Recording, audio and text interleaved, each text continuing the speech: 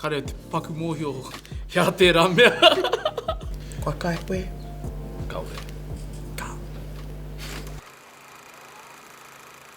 Kua roa nei te wā e whakawairaka ana o mātou kaumātua i ngā kai o nehe putanoa i te motu. Engari, ka mautonu mātou i nei kai ki te taumata kairangi i nei rā. O ti rā, e mai ana ngā rangatahi o nāia nei ki te kai i nei tūmomo kai o nehe.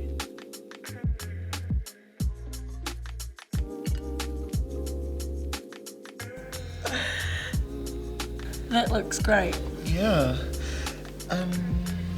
What is that, bro? He titi. Titi. My big fat hound-nosed hooter is telling me he titi. Titi. Ki etahi, ko te mutton bird. He tūmomo horotai ka hauhake ki te waipaunamu o Aotearoa. Ā, kua kaingia e o mātou tīpuna mō ngā rautau, haere ake nei. Kei ngā iwi o Rakiura, te mana whakahaere mo te whakapaunamu i te titi, me te kaha tonotono o te motu whānui.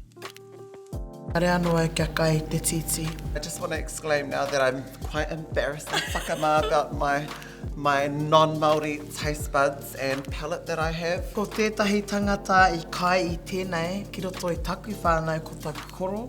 Nā te nuinga o taku whānau ka kai i tēnei momo kai.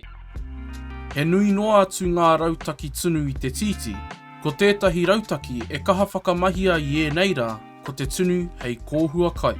Tuatahi ake, ka kōhuatia e te titi ki te āta wetekina i ōna tote. Kārua, me parangunu ki rō umu mo te roanga o te wā. Ka whakamahia te toinga o te wai ki te kōhua i ngā hua whenua. Ka mutu, ka whakawāwāhi i te titi, ā, kua hora ngā kai. Whakapai ngā kai. Okay, are you ready? Koe te tuatai, mo bro. Amine. Amine. Where's the meat? That looks like a sick hey-hey. Ready, go.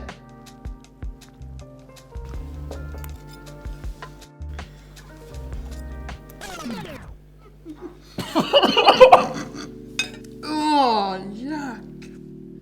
I don't like it. It's nice. Oh, what do you reckon? Whoa, whip. Kino. Salty. Like tuna? I can actually get used to this. Pea ko te rua o roto o te kai. Oh, probably a solid 2, maybe. I'll chuck at least a 1 maybe. Oh! I reckon a 7.5. Like a solid 6. A solid 6. Yeah, nah, I'll probably never eat this. Engari, ko ngā kaumātua, koe nei tā rātou e tino kai no reira, ai, ka kai rātou. Makitāna rau. Yeah, this is like their McDonald's. It's not bad. It's not bad. But it's probably not what I'd order at McDonald's either. And it's probably not what I would put into a kōhua kai, so I'd put a hei in there before it's eating. Nah, I'm good with that dish. I'd like to try the next dish, please. That was actually...